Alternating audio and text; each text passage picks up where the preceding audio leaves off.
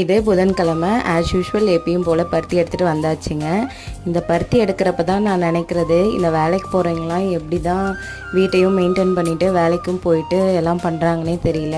பருத்தி எடுக்க ஸ்டார்ட் பண்ணிட்டாவே வீடே தலைகீழாக மாறிடுதுங்க. எடுக்கிற பொருள் எடுக்கிற இடத்துல வைக்க முடியறதில்ல, எந்த பொருளும் அந்த இடத்துல இருக்கிறது இல்லைங்க. அப்புறம் இன்றைக்கி ஒரே கொட்டாவியாக வந்துட்டு இருந்ததுங்க. ஒரே தூக்க கலக்கத்துலேயே தான் இன்றைக்கி பருத்தி எடுத்துகிட்டு இருந்தேன். பருத்தி எடுக்க ஸ்டார்ட் பண்ணதுலேருந்து தூக்கமே பத்துறது இல்லைங்க. ஏன்னா காலையில் நேரமாக எழுந்திரிச்சிடும், நைட்டும் கொஞ்சம் லேட் ஆகிடுது. அதனால் சரியான தூக்கம் இல்லை. அதனால தாங்க கொஞ்சம் உடம்பே டயர்டான மாதிரி தான் இருக்குது. அப்புறம் நம்ம வயலில் வந்து 4 சுரக்காய் இன்றைக்கி ஒரே நாள்லேயே கிடச்சிது.